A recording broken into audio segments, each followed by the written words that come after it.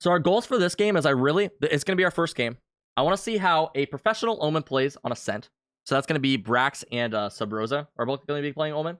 And then I also want to break down the things that these players do as a team that can help make us a better player. Because I think they do, there's a couple different moments that I had written down. They do really good things that a lot of other players don't do. And I just kind of want to highlight them just so you can utilize these things in your games because they're nothing crazy. They're not like flicking 180 headshot in like 3 dudes and then like they're doing a kickflip. They're just like rotating or they're just peeking with their teammates. And I want to kind of exemplify them so you could see them for yourself and then you can kind of apply them to your own games. You don't need your teammates to comply with you when you do this. You can play off of them and kind of react to different things in the game. So I'm excited for that. Also, Simo is commentating this game and it makes me really happy because I love Simo, okay? So just starting off this round, I wanted to point out, I think that it's interesting how they actually, both of these Omens smoke the same locations that I smoke pretty much every time I play this. So Subroza is going to be smoking over here. This is from TSM. And then Brax is going to be smoking Catwalk. That's from P1. And this is something that's really dangerous about Catwalk. This is why you'll see a lot of the times they'll play further back. This is such a narrow area. And it's kind of easy to actually get picked off by like the marshal or the sheriff. That's why I don't generally peek Catwalk anymore. I used to and I would get really punished for it. Just like getting picked off this early into the round is really detrimental to his team. And you'll notice how they're kind of making their move up here. Brax is playing very aggressive into middle. And this is something I've noticed from these professional players. A lot of the times when you play on Ascent, you'll play, not like you particularly, but like a lot of the people, I'll notice they'll play very aggressive in middle. They want to maintain this mid control. And I noticed that Brax actually is able to push up like straight up here. And generally these teams will just give them the middle. I don't know if this works necessarily in a matchmaking format. But just understanding that it's a lot more difficult to hold this part of mid if you're pushed up. I mean, I can like load into game just to like give you guys reference to exactly what I'm talking about. This middle of this map is going to be very difficult to hold just for like the reasoning that there's not really like any place that you can fall back and the angles are very weird, right? So if I can turn on all my cheats and stuff and I try to push up here, this is just something that I've noticed personally.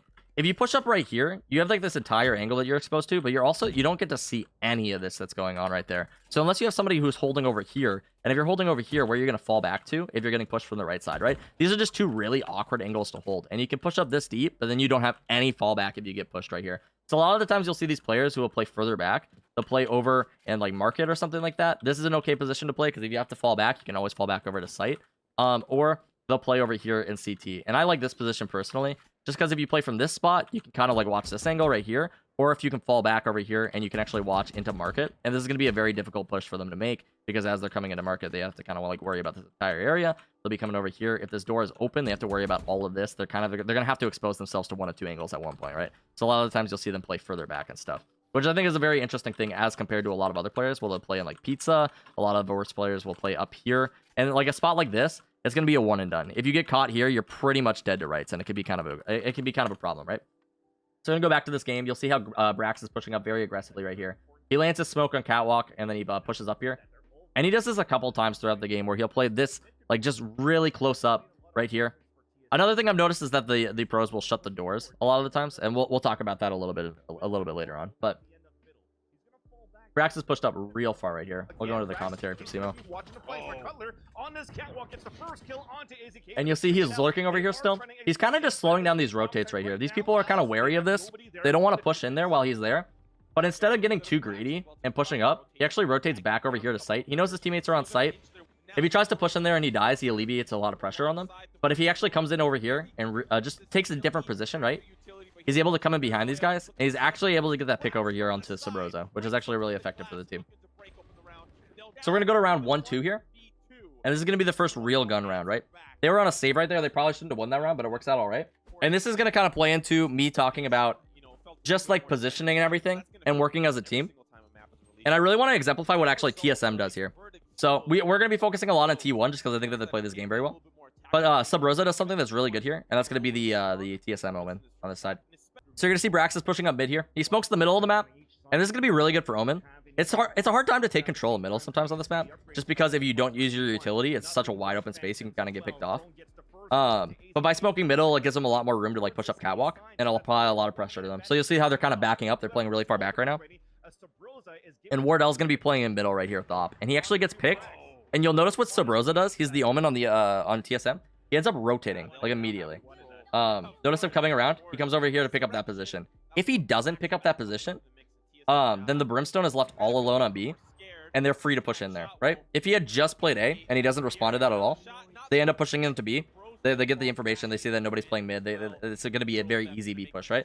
But since he comes back around to pick it up, it definitely makes it a lot easier for the team. He ends up getting picked off anyway, but that's still the right call for him to make, to come and pick up that position. Because otherwise, they're just going to push right into B. They're going to take control of it. It's going to not work out well for them, right? And watch what Brax does here again.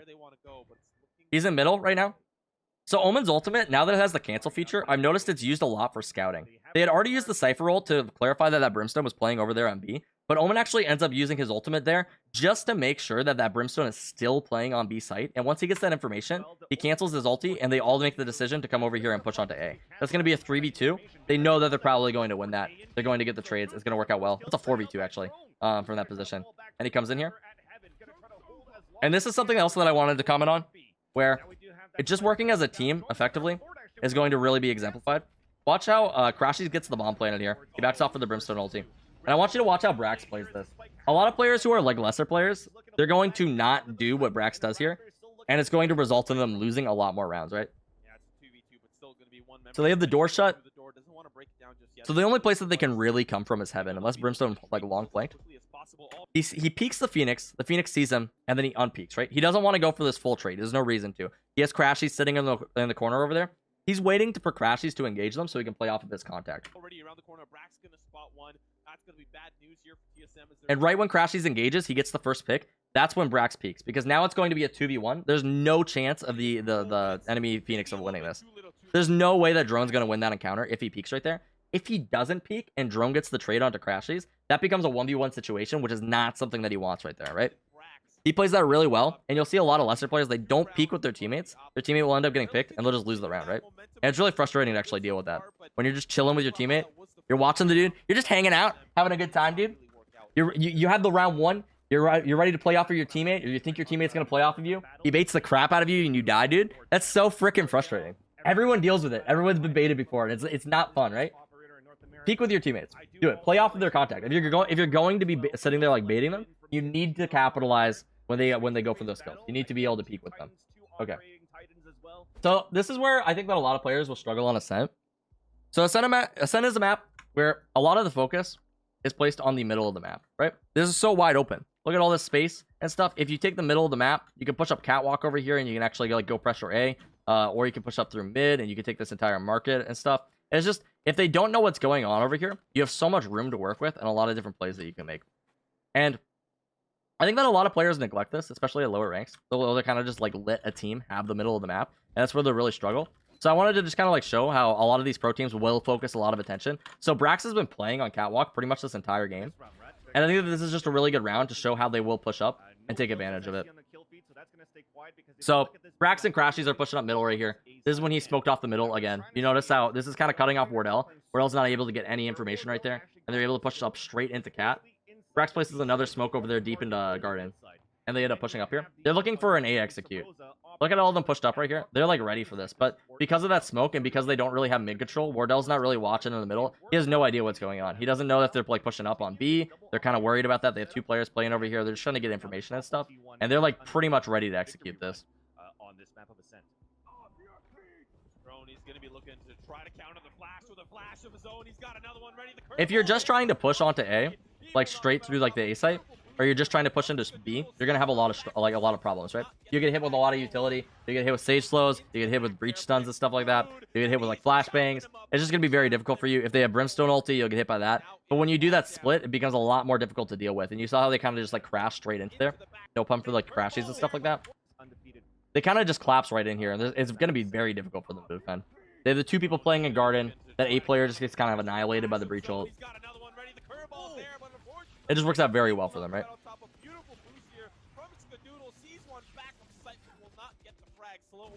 There's so much utility going down all the time in these games. I love like the build up in these rounds too. Right? It's very quiet until they just decide to like explode onto the site. I think it's very well done. Okay, so we're gonna go to round 2-5. That's the next round right here. So this is something that I've done with Jordan too. And I want you to notice, so they've been playing really far back, like we talked about in this game, in middle, as far as TSM. And this round, Wardell's actually going to go for a pick. He's finally got an op. They're getting kind of crushed. He wants to go for a pick in middle to kind of like even the odds right here. And Subroza, what he does to actually help him out with this is he smokes the right side right here, just so nobody can kind of push out on him. If he doesn't have that utility from Subroza, this becomes a lot more of an uncomfortable peak. And he doesn't actually end up getting a kill there. They kind of just smoke him off and he backs up.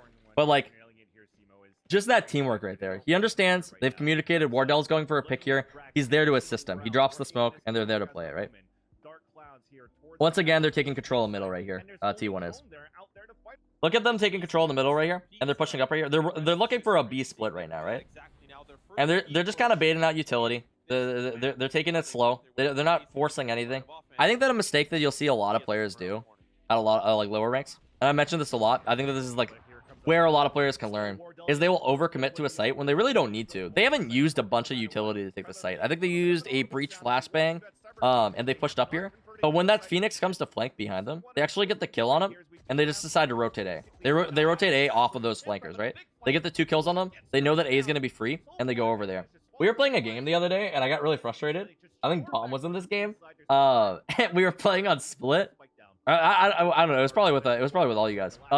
We were playing on split, and there's 2 people alive, and on the enemy team there was 1. It was the Sage, and I called out Sage is their B player, and I didn't tell them to go A, but I thought that basically meant, hey, go A. They had the bomb, they had the decision to go A. Instead, what they decided to do is they decided to push B, and they ended up dying. It was with one of the randoms, and they ended up dying, and they ended up getting wiped out. And it's just like, you don't need to commit to that site. If there is a safer site for you to approach, it's all about feeling out where the safer place is and just going there, right? You could go for the riskier decision to challenge those guys, but it's just really not worth it, right? They just decided to go towards A, and it worked out a lot better, right? They won the round. They could have pushed B. They probably would have died. Both of those players were playing B. It would have been a lot more difficult, right? Instead, they took the safe choice and they put the pressure onto the other team. You don't need to be the manly man and push into the last live player every single time. A lot of people just want to be so tough and just like go for it. They're like, oh, I'm just gonna shove straight into this guy. We'll get the kill on him. It'll be great. You don't need to do that. You can definitely just take the easy route. It's like, think of it like a game of chess, basically, right? Where are their pieces, and how do we kind of break their defense? Well, if their defense, if they don't have any defense in A, it's probably going to make more sense to go towards A, right? Or to challenge A, put pressure there. And with that, we're going to be skipping to the other half, and we're going to be kind of emphasizing the the way that Brax uses Omen on defense. I think this is a cool jump that you can do now, by the way. If you guys didn't know this, watch how Drone actually gets up on top of this wall, if it shows him. You can jump on top of this bike, and you can actually jump on top of these boxes, and you can get up there. Previously, you had to use an Omen teleport to get up there. You don't need to do that anymore. It's really cool. I want to be the manly man. You can be if you want, but I'm going to tell you, it's going to get you killed more often than not. Again, notice how even when T1 is playing on defense, they aren't really holding mid control. They just don't need to. Look at this. Instead, what they do is they shut the door, and Brax's job is just to watch to make sure that they don't enter CT. Just to make sure that they don't enter their spawn right here. But aside from that, they just give them mid. They don't feel like there's any reason to challenge it, which I think is interesting. Basically, what they do here is they put the walls to their benefit rather than leaving it to the offense's benefit. Because when you think about it, when you come in to take a site on this map, what's the first thing that one of your teammates does, right? They come over here to shut the door. This immediately makes it so once they come inside the site, these walls are now benefiting the attackers, right? Instead, what they do, what the defense is kind of doing here, I don't know if this is necessarily the way to do it, by the way. Especially if you're playing in like an uncoordinated team. But it seems like what they're doing is they're using these walls to their advantage where they don't need to deal with them, right? So if they're going to bust down these walls, it's going to take them a second. They're going to have to shoot it down, and it's going to make a lot of noise. So instead what they do is instead of trying to hold the middle of the map, they just drop this door, and he just holds an easier position. He just holds this. Make sure that they don't get into spawn.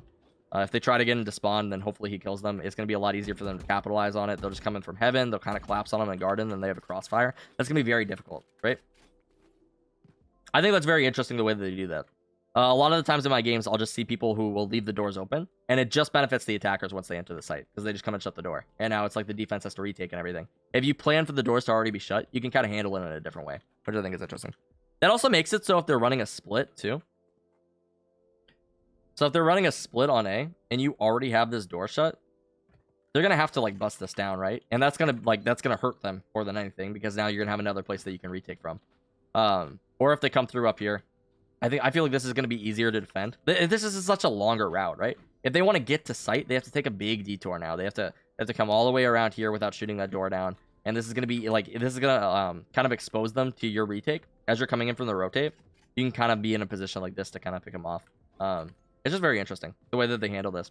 It's something that a lot of people probably wouldn't think about. They probably would think about leaving these doors open so they can rotate easier. But actually just closing them off and using them to your advantage in this way might be better. In some situations. You kind of have to play around it, though.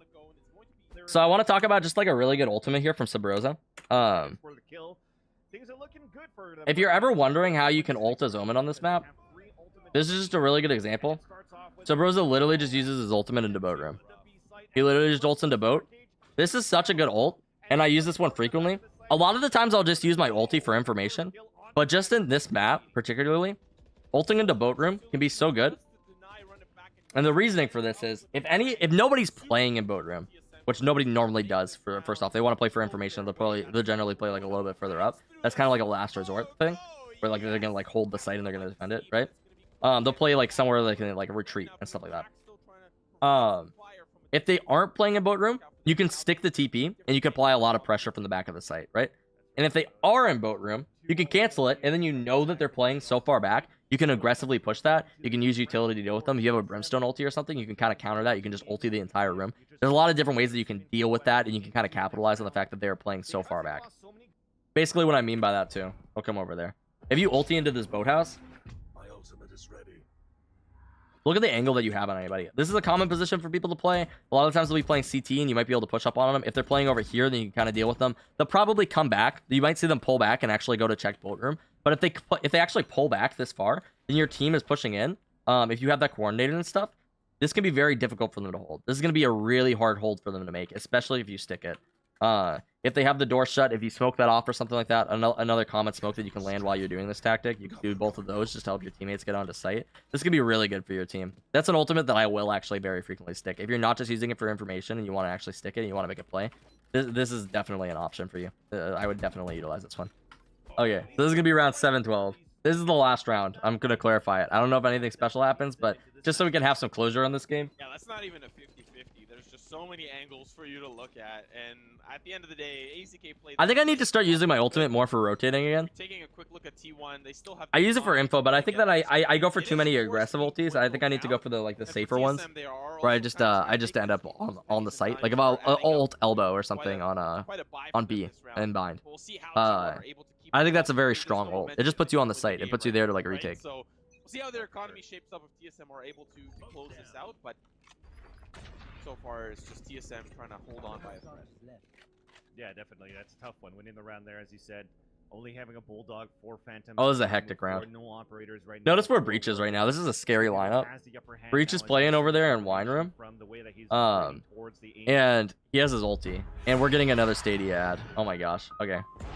Look where Breach is playing though right now. He's in wine room and he has his ulti. This is such a scary position for somebody to be, especially if they don't scout that out. Skadoodle is looking back towards his mid. This is going to be good right now because they could bait out. Skadoodle could bait out. The stream is not sponsored by Stadia. Don't say that. Where the Breach is currently waiting. Although if they want to, this is going to be huge right now for. Totally welcome to. Yeah, it's going to be very tricky. AZK not going to be able to stop that. Skadoodle's pretty disgusting with the op too. They're just using all of their ultis here. They're trying to wipe them out. A lot going on. The red carpet's going to be rolled out here for the team, and oh baby, T1 keeping things cooking. Frag after frag. AZK there with 2, all down to Wardell. I think it's interesting how most pros use the Phantom.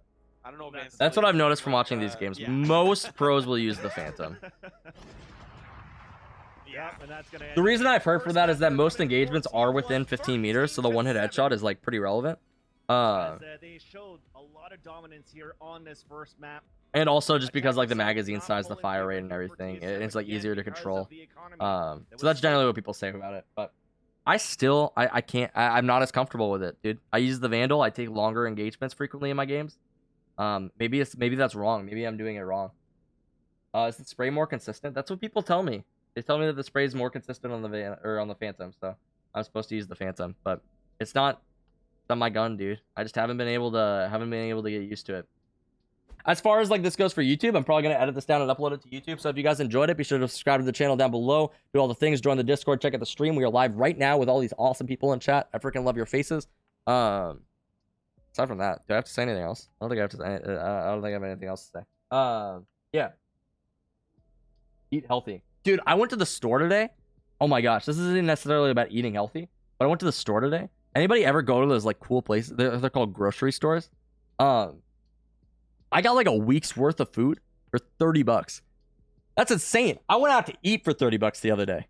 That's freaking nuts. Excuse me. I just drank a Coca-Cola. That's nuts, dude. You can buy food for so cheap. I can eat for a whole week for $30. I went to a restaurant and I ate for $30 the other day. It's like you can save so much money. Oh my gosh, dude. Go to grocery stores. Those places are cool. They're hip. That's where all the hip kids are at.